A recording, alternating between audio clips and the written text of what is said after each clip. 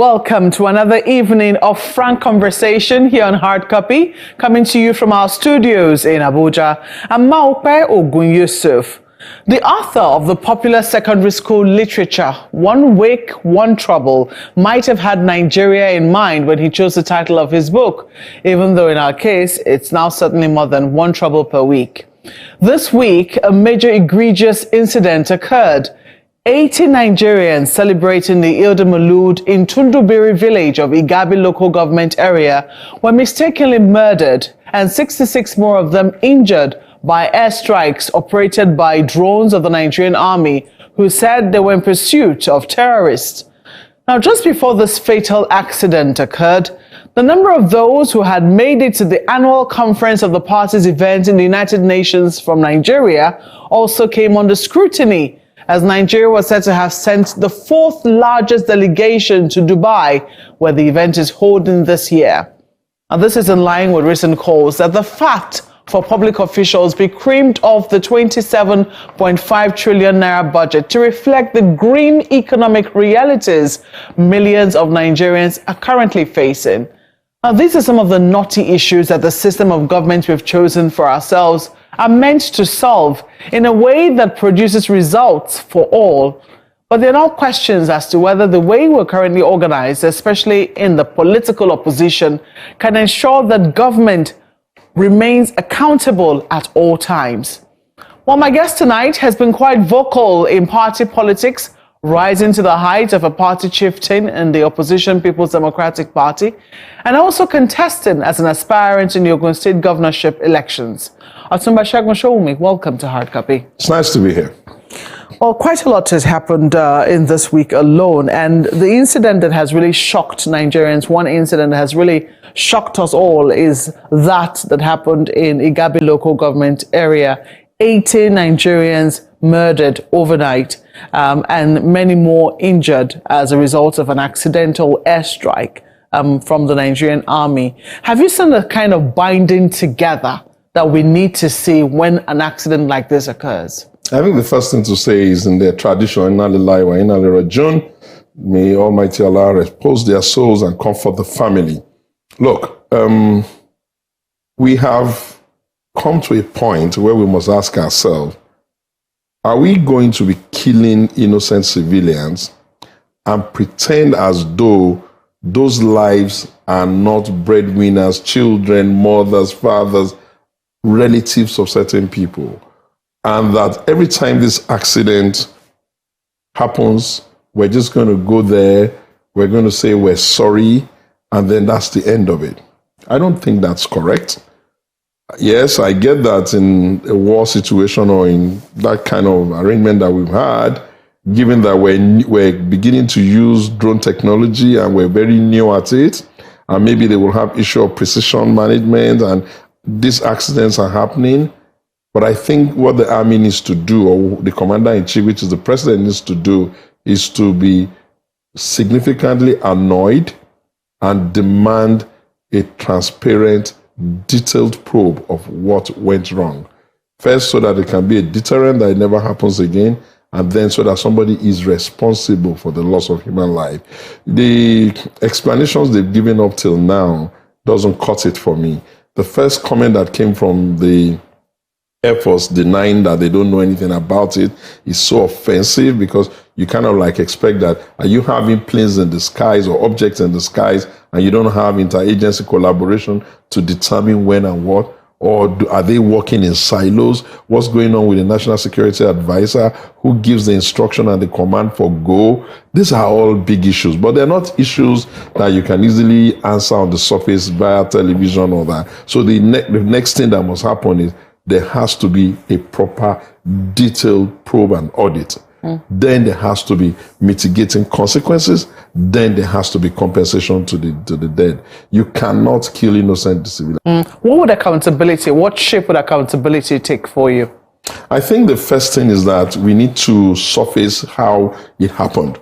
Once we have accepted that maybe you set up a panel made up of some retired military officers who will be above the rank of easy manipulation, probably a judge or one or two people that have, dignified capacity to look at issues dispassionately, maybe a traditional ruler, and maybe a federal permanent secretary, something that tells you that this is a serious special investigative panel. And then when you start to do that, you need to now say, what's the compensation to those that have loved ones? Some of them are breadwinners for their family. Some of them are the support structure. Some of them are the hope of their family. So you need to figure out a cost penalty for the family. And then the Nigerian Army needs to go out of their way to let us know that whatever caused that accident is the very last of such unintended accident that is going to happen in the country.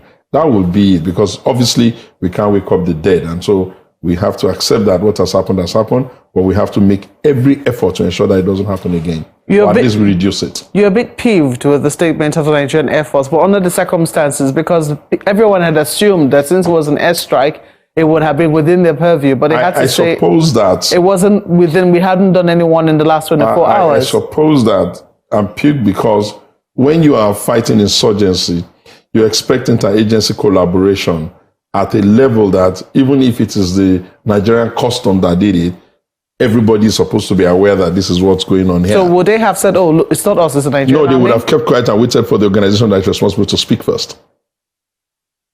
That's what they should have done. They should have said, Army Council, you see what's going on, we're coming under fire, please respond to this. They're not in competition with themselves, they're in collaboration with themselves. Or possibly maybe somebody above them, like the Chief of Defense Staff, should have probably stepped forward to taking the first communication that comes out is very important. There's always the danger of the single narrative, and people can run with it. So it kind of like seems like, oh, something has happened.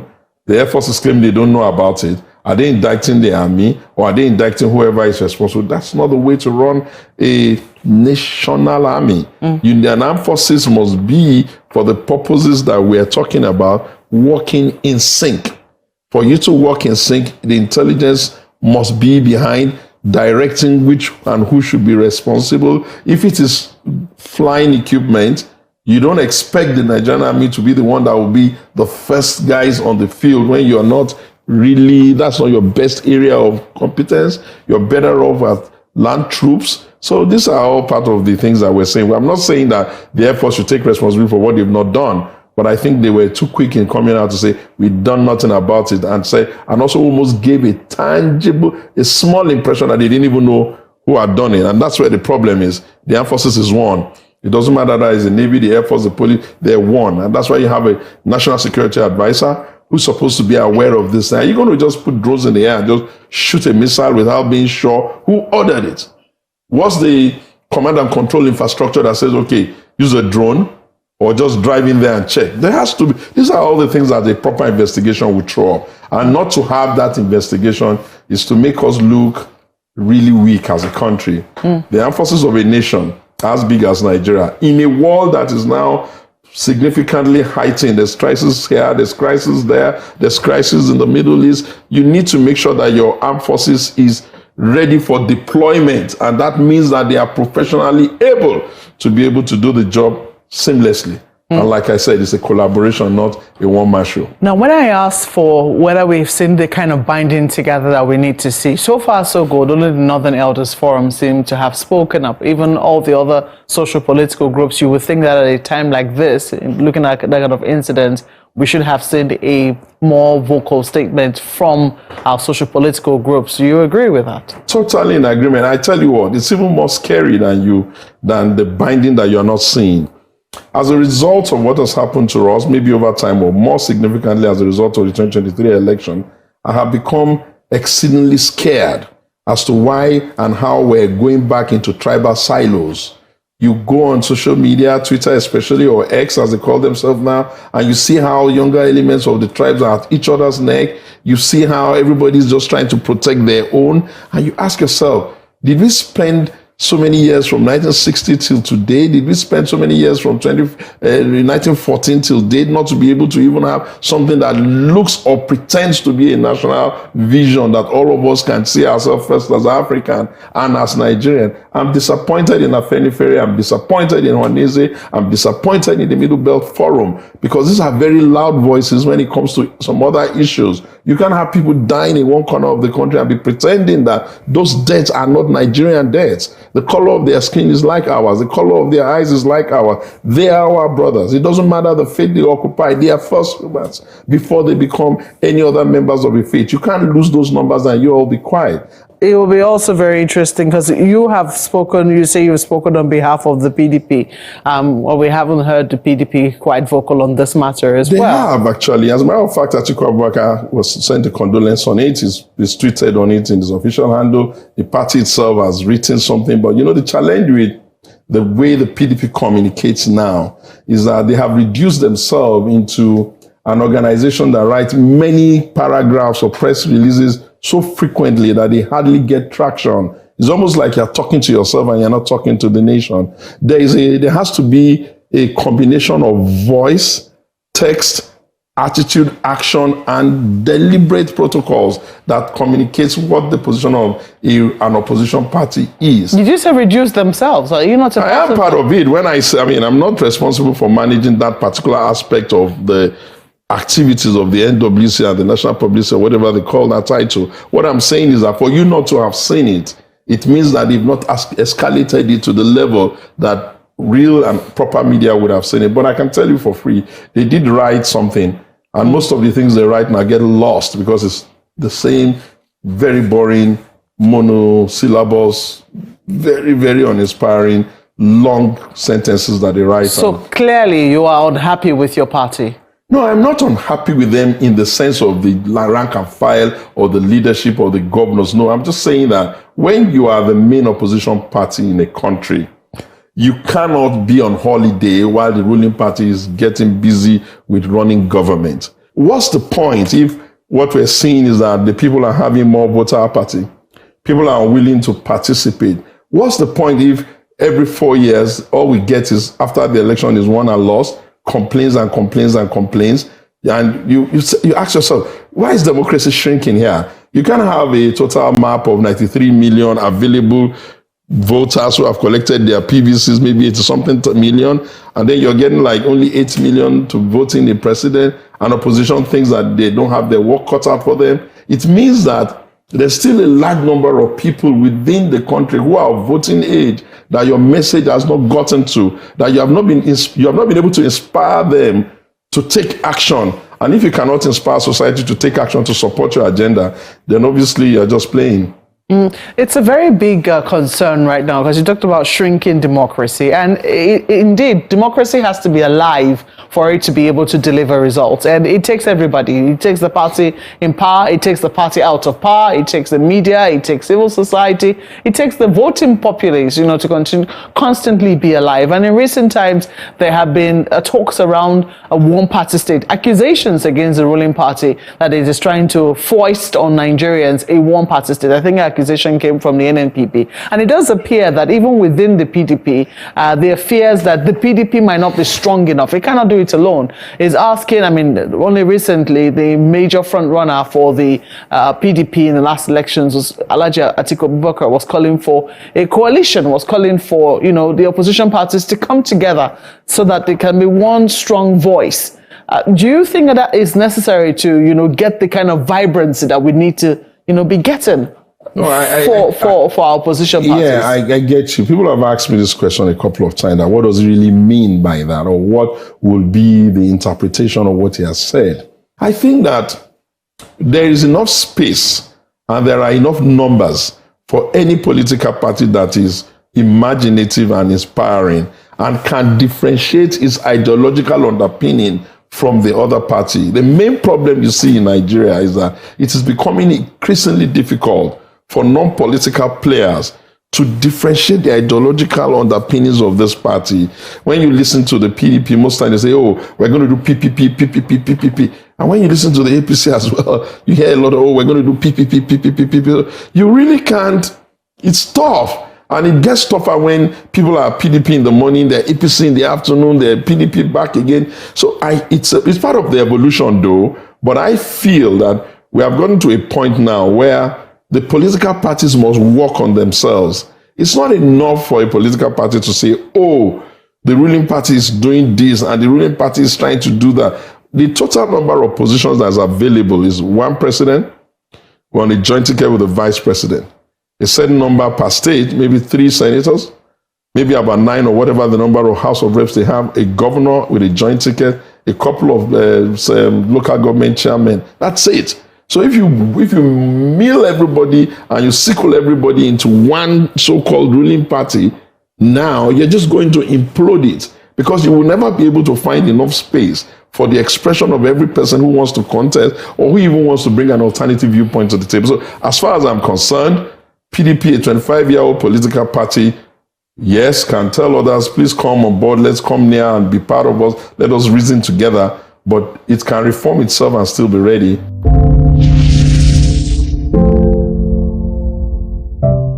Welcome back. You're watching Hard Copy, coming to you from our studios in Abuja. Otumba Sowunmi is our guest tonight, and we're talking about the state of the nation, particularly with opposition party politics. How big an influence would you say that, or how big, I don't want to say loss, would it be to say that the split that happened within the PDP just before the 2023 elections, how would you say it really affected the party and its ability to be able to coalesce together to form a vibrant opposition? Mark, you know, that's a good question though. But people they tend to say that, oh, if we didn't have the G5 problem and Peter Obi did not leave the party and Kwankwaso did not form NNN, we're going to win. NNPP. NNPP, we're going to win. You know, you have to remember that all of these people were together in 2019 and the outcome was the outcome. So you have to see that it's not a linear calculation as to how people will behave. It's possible that all of them might have been together and those numbers may not have been that way. Some of the people who were obedient may never have been PDP sympathizers. Some of the people who are with NNN may have not been with PDP. So I feel that what is important for a political party is for a political party to determine in advance who its audience are.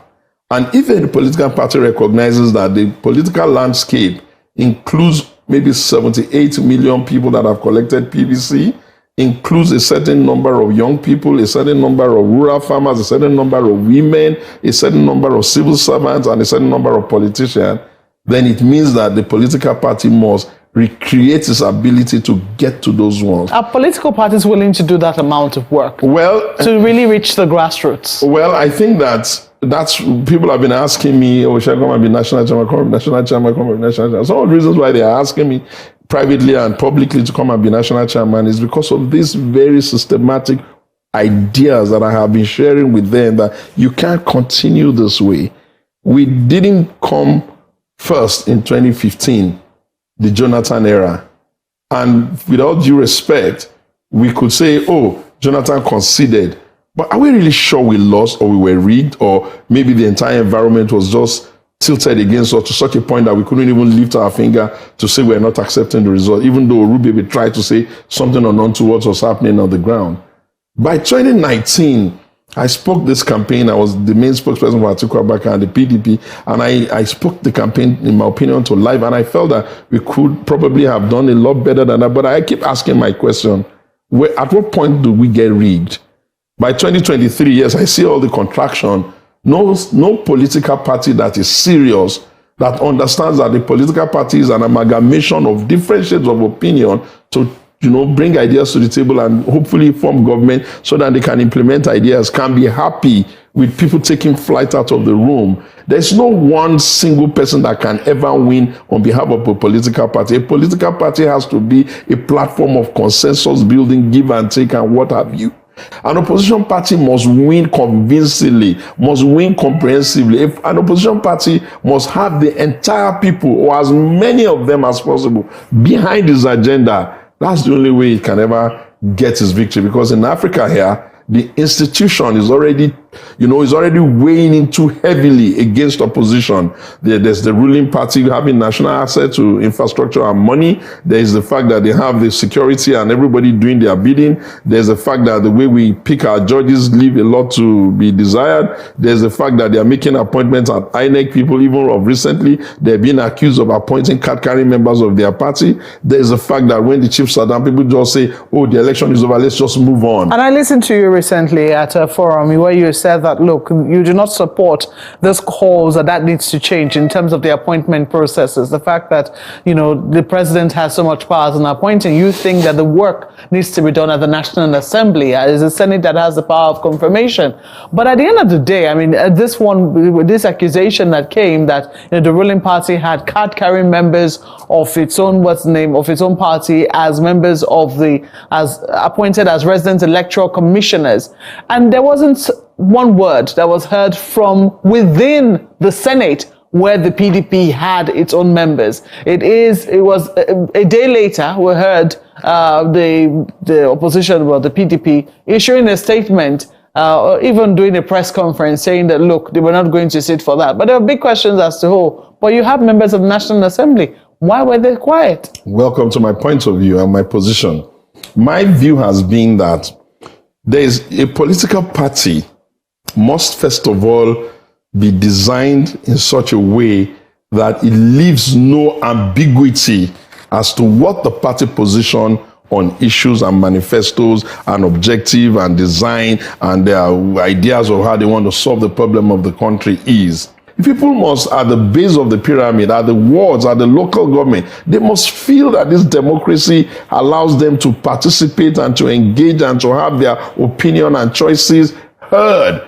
The minority must have its say, even if the majority will have its way. But if you are in the minority, like we are presently in the Senate and in the House of Rep, it becomes a bigger duty for the minority that the quality of their contribution and their deliberation is so pristine that even on the quality of how they are engaging issues on behalf of the larger Nigerian, they are earning followers for their party. Yeah, but do you think that the PDP is willing to do that? And I'm very specific, because even though you say you're in the minority, people will say the opposition is not exactly in the minority in the National Assembly, because if you were to put all of the opposition figures together, maybe that was what they would actually constitute a majority. That's where what His Excellency Atiku Abubakar is talking about can be warehoused.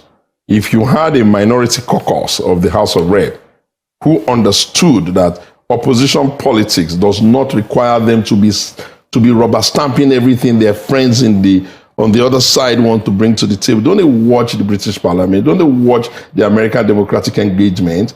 It's not so easy for you to get one representative from the other side to even agree with anything that the other guy wants to do without robust engagement. But you look at what they're doing. So perhaps if the ones in the Senate and the ones in the Rep that are not in the APC were to come together and begin to understand that opposition responsibility is what is going to give the Nigerian citizen hope for the future, then they may begin to, what to do. And they will do it in their names. They are saying they want to buy cars at 160 million. Can you imagine what would have happened if the PDP have just said, no, we're not part of it, we're working out. And people say, okay, yeah, maybe these people are with us. But what did they do? They were quiet.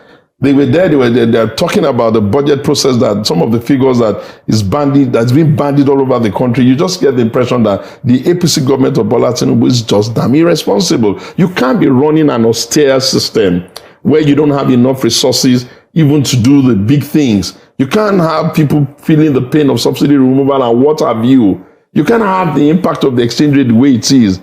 And the least you can do, which is just reduce the overhead cost from your side. Trim the meat or the fat of the meat from where you're standing. Is that so hard? Is that such a matter that requires a genius to tell them? Do you know how much faith the Nigerian people will have in their government if they just heard that the government is saying, no, this time we're not buying cars for the next 2 years, or there's a moratorium on that. We'll use the old ones that are, the people use, or if we must buy, we'll buy local. If we cannot find local, then we'll buy. Just something to just symbolically show the people that they are not living large while the people are suffering. You're having a scenario where you're going to UNGA. What's UNGA? United Nations General Assembly, meaning what? To go and say what? You didn't even have any good quality side meeting there. You are ringing the bell of a stock exchange and you spend that much money in a country like Nigeria, the biggest black nation in the world. We have not even rested from that. You have ferried the entire country to go to Dubai to discuss what? That they don't want to be using hydrocarbon, which is our own mainstay of our economy. And we're going there with beggar bowls in large numbers, behaving like people that have never gone anywhere before. We don't even have a country. When are we going to invite them to come to Nigeria to come and discuss the things that concern the Africans, concern the Nigerian? If our issue is that they want to raise some money for, encouraging us to cut down on what is useful for us, should we even go there like a bunch of jokers? 444 people to go and do what? All the hotels, the accommodation, the flight, the feeding the economy, and how much are you coming back with? Pictures and signing stuff that on the piece of paper is not even worth it. How much have you been able to bring into the country? Well, Ms. Otumba Sowunmi, we have to thank you very much for coming on Hard Copy. Thank you for having me. Well, that's the program tonight. You may send us your feedback on any of the issues raised using the handles showing on your screen. Thank you for watching. I'm Maokwe Ogun Yusuf. Good night.